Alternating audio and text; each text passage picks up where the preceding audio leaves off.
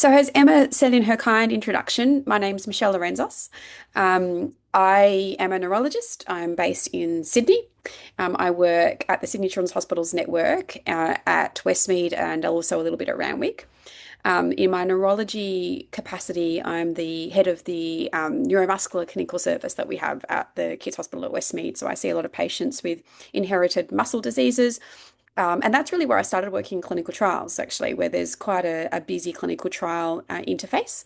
Um, and ironically, if you had asked me when I was a medical student if I would go into clinical trials and research, I would have probably said, no way, actually. I have no interest in test tubes or filling out lots of forms.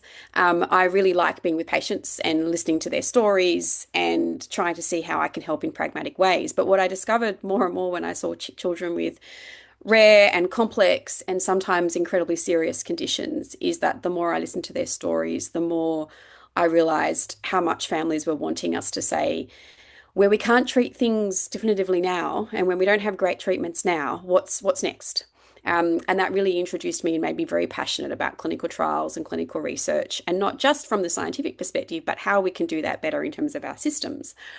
So this is only, I've been asked to present for 10 minutes on something that I spend most of my waking hours and many of my dreaming hours thinking about. So in terms of what I'm going to talk about, I just really sat down and thought, these are the things that I think families seem to want to talk about the most. And I'm taking a stab at that.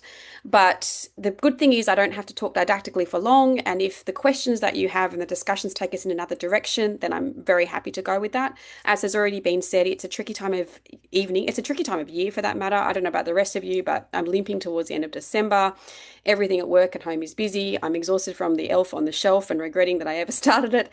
And so we're all going to try and get through this next hour together, but I want it to be as productive for each of you as possible. I recognize some of your names and we have quite a broad spectrum, even in the numbers we have on. So I'll get right underway. I thought I'd talk a bit about some of the complexities of clinical trials that we're currently facing, and then particularly some of the challenges, opportunities of rare disease clinical trials, which is really the focus of this discussion, and a little bit about the shifting paradigms, particularly as we look more to kind of individualized care pathways, and how that fits in terms of clinical trials as well. Um, so, in terms of disclosures, there's nothing that on this slide that has really influenced my content, but I am a clinical trialist and I work on clinical trials that are sponsored by industry. I don't get paid any particular personal money for any of that work. I have received some honorarium for being on scientific advisory boards in the past. So, just declaring that. So, in terms of when we think about why we need clinical trials and where that has sat in our history. So historically, it tends to take about 17 years from a new therapy that comes up as an idea in some smart science doctor's mind before it actually becomes a treatment that someone can prescribe and a patient get access to. Now, that's a really long time when you think about it in terms of someone's lifespan, but when you think about that as a parent who has a young child, that essentially means that even if they have a newborn baby tomorrow, that child, if they survive childhood, will potentially be old enough to get their driver's license before there will be a treatment that becomes available commercially. And a couple of takeaway points from that is that's a really hard, painful reality. Another point is it's not good enough, and there have been significant advancements to try and make that better in terms of how we actually think about implementing earlier phase clinical trial results. And now there's more overlapping paradigms where we can go from earlier phase trials to later phase trials more quickly. It also means that in rare diseases, sometimes we don't have time to wait. If there's a child who might have something that very few people in the world have, you could wait forever and still not have enough patients to even get to 17 years, let alone shorter than that. And it also means that we're trying to get better at thinking about things in terms of platforms or modules. So if you're talking about a treatment such as an ASO or a gene therapy, where you might be changing the actual mechanism of the treatment, but the way that you get that treatment into the particular cell can actually be kind of replicable across other treatment examples. So, for example, we know that antisense oligonucleotides, a class of drugs that have been used in conditions such as spinal muscular atrophy, or gene replacement therapy, which is also used in spinal muscular atrophy, there are ways that we can actually learn from those treatments and try and hasten our progress of clinical trials. But I think one of the important things to say at the very beginning when families talk to us about clinical trials is that it's not the same as a standard therapy. And just that recognition is really important. And there's a whole bunch of reasons why that's important, but probably these are the salient ones. So when you have a patient on a clinical trial, largely and almost universally, the potential benefits are uncertain. Now, the reality is when you have a rare condition, sometimes even the other therapeutic options we start are uncertain in terms of their benefits. But in clinical trials, we have to acknowledge that we are often asking the question about how effective this treatment is, and in fact, how safe this treatment is. And so discussing that and setting those expectations at the outset is really important because sometimes what happens, because people are wanting clinical trials so much, it's almost this assumption of once you get on the trial, you're home and hose. So once we get on the trial, we have access to then something that's going to be great. And the reality is what you have often is access to a question, which is how effective is this treatment or how safe is this treatment going to be in this indication? Dosing regimens are often uncertain in the sense that if a patient's on a clinical trial, we may not know that the dose that's been prescribed for that particular indication is actually going to work. And that might be one of the things we're trying to find in that trial. It might be a dose finding trial.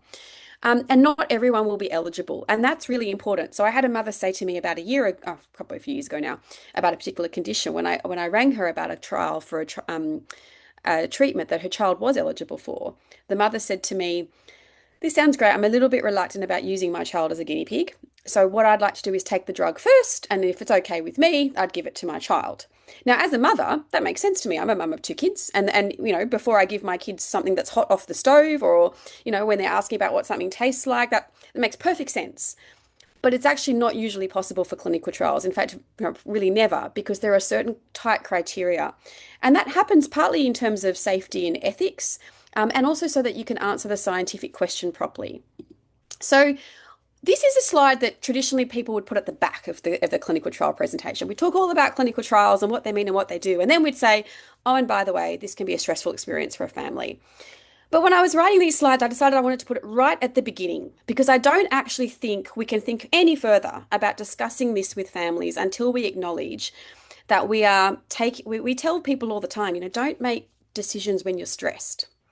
And then we diagnose children often with quite significant and potentially even catastrophic conditions. And we tell them about a potential therapy that may or may not work. And often there's a particular window where they have to make that decision. We give them a whole lot of things that we don't know, potential scary possibilities of doing the trial, and then some scary possibilities of not doing that trial and dealing with the natural history. And then we say, but don't make a decision if you're feeling stressed. I mean, this is a time when families are often feeling significant loss and grief and stress. And so I think it's really important to say everything that we say is going to be taken in that framework. And so the words that we use, the empathy that we use, the chance for families to ask questions, and each family will have a completely different perspective. And so I won't go through reading every one of these points out, but I think if there's nothing else, I think acknowledging the fact that there is an emotional burden, the decision making in itself, just asking families to make a decision, often for a child who cannot articulate that decision for themselves, can be incredibly stressful. The disruption to the daily life, the impact on family dynamics, how isolating it is. Often when you start a clinical trial, you cannot share that information publicly. You can share it with those close to you, but you can't be posting on social media that your child's on a clinical trial. And that in itself can be just hard. How do you kind of rally around, have a community around you, which is often so significant in rare disease? The financial stress, potentially, if you have to take time off work to bring your child in for a clinical trial visits, and of course the need for support. But what I would say over and over and over again is families tell me that they don't want me making the decision for them about whether this trial is too stressful or not. So I would suggest that one of the important aspects is being aware of this, articulating this, making sure we look for ways to support the families, but that we don't get paternalistic about saying trials are stressful, therefore it's not for you.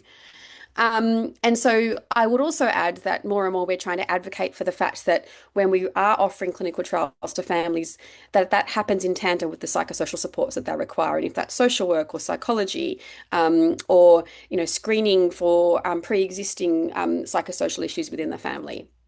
So now just with that framework in mind, just want to quickly talk about why we would generally run a clinical trial or what the purpose of a clinical trial tends to be officially. And it's generally about evaluating whether a treatment device or intervention is safe and effective and generating high quality information. to improve outcomes for kids with rare conditions in rare diseases, that is, especially where evidence is limited, and to meet regulatory requirements. So, not often for a new therapy to actually become approved by any of the regulatory agencies, such as the FDA or the TGA, there often needs to be robust clinical trial data. And whilst that's changing for very N of one kind of indications, um, quite often the clinical trial protocol and eligibility criteria has often been somewhat dictated by what the regulatory requirements would be. In other words, a company will come to me and say, we actually would have liked to have done this trial differently, but we've done it like this because we will know we won't get approved by the TGA or the FDA otherwise. You'll notice that not one spot on this slide is to help an individual child. And I think we need to be clear about that because as clinicians and as GPs and as even as parents, we think about trials and we offer them and we wouldn't even entertain them, to be fair, if we didn't think there was going to be a chance it would help the child. But actually, we need to be realistic about the fact that that's not why the clinical trials are written. And so being realistic about that and saying, with that in mind, is this the right thing for this patient is a really valid question to be asking. And the types of clinical trials, only thing I want to really draw people's attention to here is when we talk about early phase trials. And I realize this might sound basic, but to be honest, until I started working in clinical trials, in all my training of medicine, I never really learned this properly. So phase one and phase two trials are kind of early phase trials. So phase one, you often have a very small group of patients. It might be less than 10. And you're really asking, how safe is this? And, in a very, very small number of participants. You might even do a phase zero trial where you look at healthy patients, and often it'll be a small group of healthy adults who've agreed to go on this treatment. And you just see what happens when you give it to a human. Phase one is when you give it to a really small group of patients, how safe is it? And really, you just want to see that no one's dying and no one's getting a terrible adverse event. Phase two is where you start to say, okay, in a bigger group, let's have a look more at safety and adverse events. And you might get a sniff of what does it actually do to the disease outcomes. But the bottom line is it isn't fit for that properly. And so I get very worried when we start hearing companies can sometimes exaggerate their claims. And then they do an early phase trial and they say, in the 3 or 4 patients we've given, we've seen an increase in this particular outcome measurement. But really, they're not powered enough to do that properly. And that's fine, but we need to articulate and call that and say it's not decent efficacy information.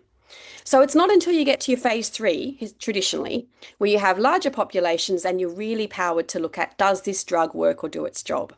Now, recognize the next thing many of you are thinking is, well, if you've got an ultra rare condition, you may never have enough of that population. And that is one of the general challenges that we're actually dealing with at the moment. The other things I just want to mention quickly, and this is important because more and more I'm meeting with families and patient groups who are saying, we want to see whether this particular molecule works, and we have an idea of doing a clinical trial. And the reason I'm talking to you about this is because it's something that I actually do have to often talk to families about. And so in order for a clinical trial to really be run really anywhere in Australia, you need 3 things. You need a protocol. So there needs to be a very, very valid, rigorous document. It's often more than 50 pages, often around 200 pages, that goes through every aspect of that particular clinical trial. Now, it can be a little bit less, but it has to go through all about the treatment and all about how you're going to be delivering that, how you're going to be measuring the outcomes, how you're going to be measuring safety. And really, no one's going to want to run a trial without that. And it takes time to put that together properly. And to do it without that is not only scientifically unsound, but possibly unsafe. Now, you also need a sponsor. So you need who's going to actually be responsible for the running of the trial and the medical legal aspect of it. Now, usually, historically, that's a pharmaceutical company. But as we're starting to see more and more rare disease trials come forward, it may be that the patient organisation partners with a hospital or a medical research institute. But that conversation needs to happen, and there's processes around that. And then one of the things that's also important is it all needs to go through a Human Research Ethics Committee, which will be looking at the risk-benefit aspect and the research rigor around whether this is, and sometimes the Human Research Ethics Committee will make small changes. Sometimes they'll outright refuse that an organisation can run a clinical trial. One of the good things in Australia is that we have a universal HREC approval. In other words, if one of the main hospitals, pediatric hospitals in Australia, approves a clinical trial, the rest of the hospitals can run it on that terms of approval as well. And I think the other thing that is kind of key, if there's anything else, apart from the fact that clinical trials can be a stressful time of making decisions, I would also say that the other aspect I would really think that we need to speak with families about is uncertainty. So not only do we have uncertainty about the efficacy and safety, but one of the things that's important is that clinical trials, as I've learned in this area, are notoriously ad hoc in how they stop and start, which ones the companies prioritize. I have had patients screen for clinical trials, but get recruited for a clinical trial, screen and pass screening for a clinical trial, have a date of which they're going to receive a medication, and then suddenly everything stops. And it might be that it stops because the company has found a safety signal they're concerned about. It might simply be that the company's decided that they now want to focus on something else and they're no longer keen on this particular drug. Or it might be that there is a new piece of information that makes it unsafe to deliver this treatment or unwise to deliver this treatment to this child. And I would actually probably hazard that in some of these situations that I've dealt with, that that kind of, I guess, the hope around receiving that treatment and the sudden crash of that has been one of the most difficult journeys for the families in their entire illness and diagnostic process. And I don't think we can completely inoculate people to that, but I do think acknowledging the uncertainty at every stage, at every appointment, in every discussion does help in some respects, so people are not completely caught with the blanket kind of pulled out from under them. Um, and so we're talking about eligibility criteria, but one of the reasons this is important is that if a family comes to you and says they've heard about a particular clinical trial in Sydney or in Melbourne, or for that matter in Boston or in London, and they're very excited about it, one of the things that I would really ask that you talk to families about is, have you looked at the eligibility criteria yet? Because sometimes it's as simple as the child's not within the right age group, or the child has comorbidities, or the child has other treatment, what we call concomitant medication, so other treatments they need to take that will exclude them from that trial. And whilst that's not something that I ask you to have to go through and comb through eligibility criteria, particularly if you're in primary care, at least planting that thought process in the family's mind can be important in giving them that information as to how they may navigate the next steps. So why would a family? I've talked about how stressful it is and how uncertain it is. Why do families want to do clinical trials? And generally, it's often because it may be the only or one of few ways to access a potential treatment, which we will call investigational, that doesn't otherwise exist. Some families also feel they like the aspect of having close follow-up and looking at outcome measurements in ways that we may not do in standard clinical practice.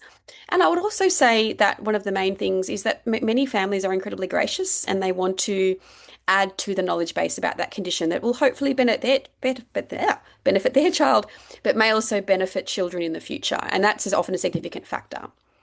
But equally, there are families who say, no, I don't want to participate in this particular clinical trial or in any trial. And I do have some families, and it is interesting because I have some families who are emailing me every week asking me when the next trial is coming. And I have others where I ring them and say, there is something that your child might be eligible for. And I hear a flat out, we have no interest in clinical trials.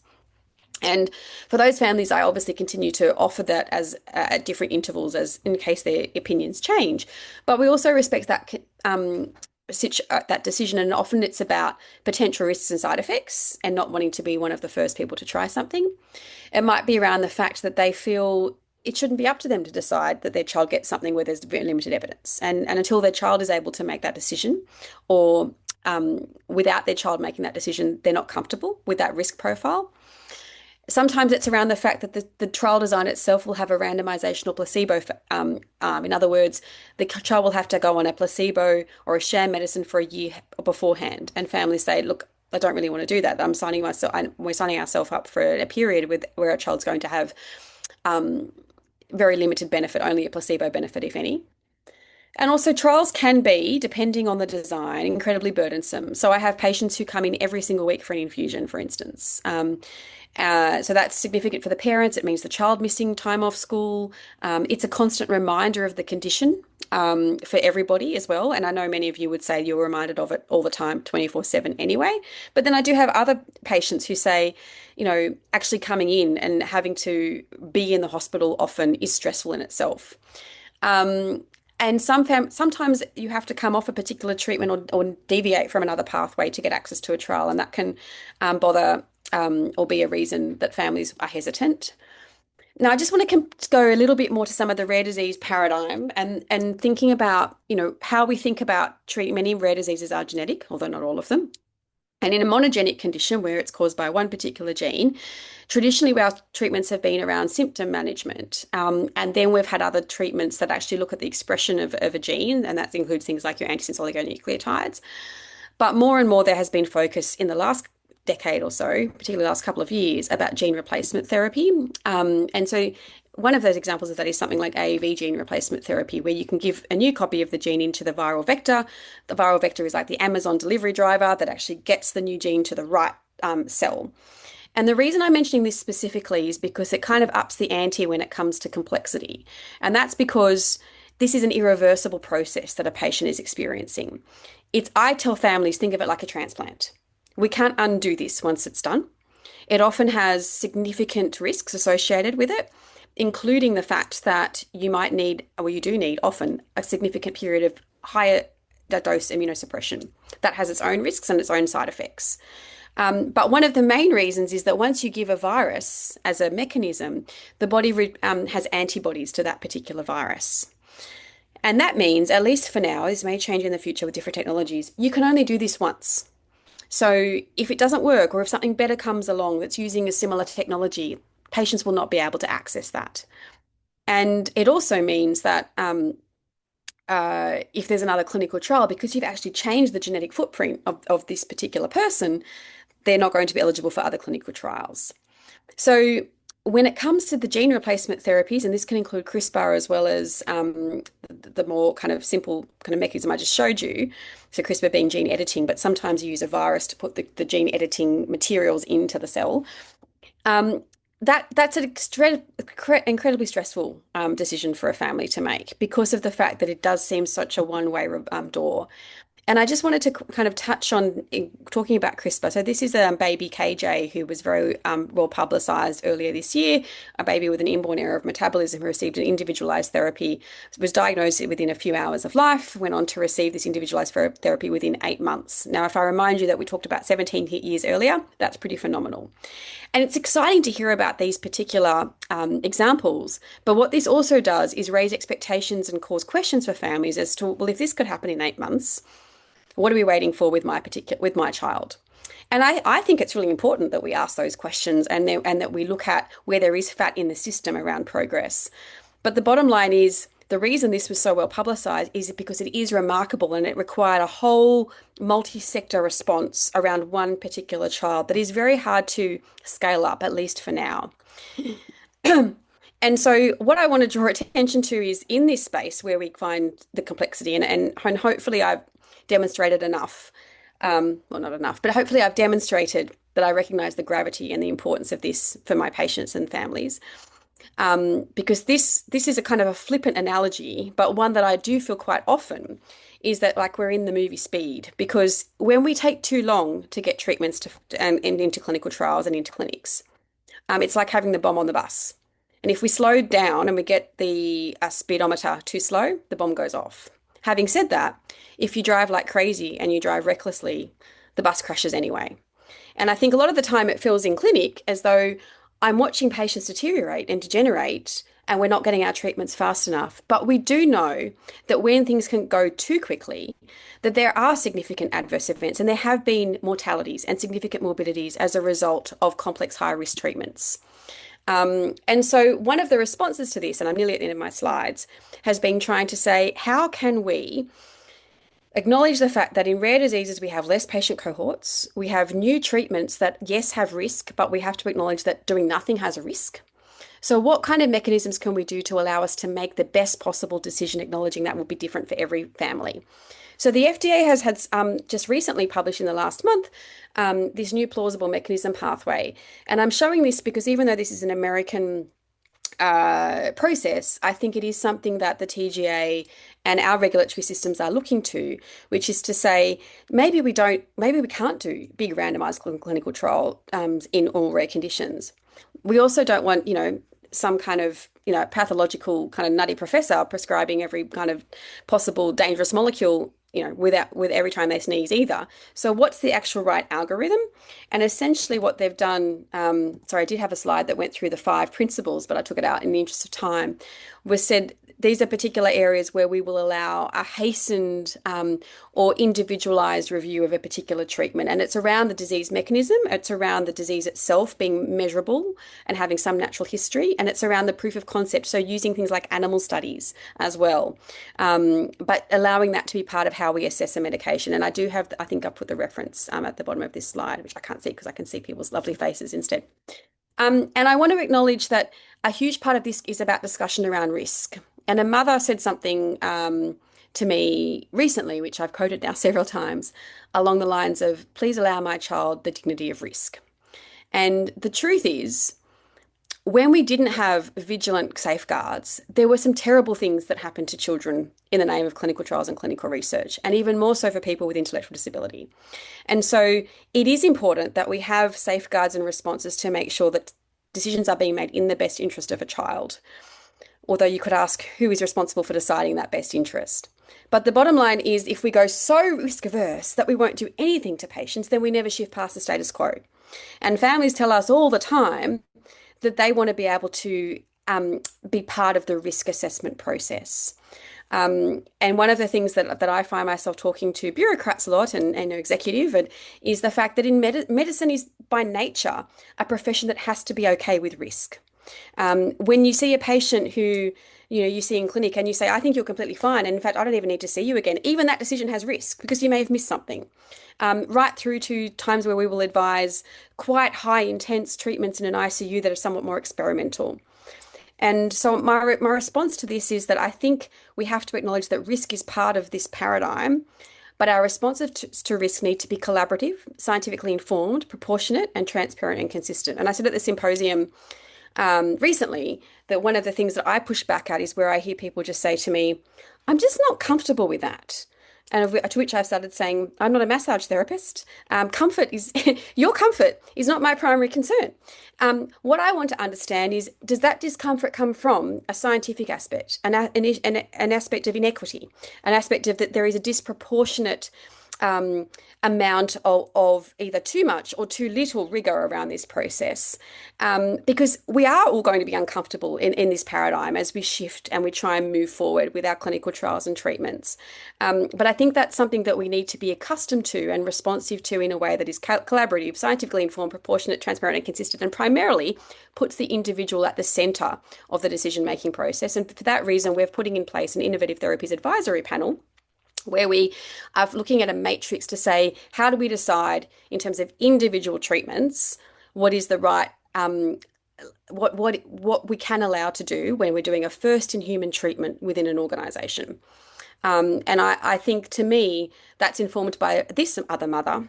All the smart things I know have been taught to me by mums and dads. So the only thing more terrifying than doing this is not doing it. This I won't go through, but 10 questions that I think are really important for people to ask before they go on a clinical trial. So feel free to, I think this information will be shared. And that's another thing. So when patients come to you, if you're a primary carer or you might be a parent, and they're thinking about a clinical trial, I don't think anyone expects any one individual, including myself, to know everything about every clinical trial protocol. But one thing we can do is teach families and teach ourselves how to think about the clinical trial and the impact on the individual patient. There are many people I work with who have taught me about this space, none more than the patients and the families themselves. So I acknowledge those people. And now I'll stop talking and try and allow some time for discussion.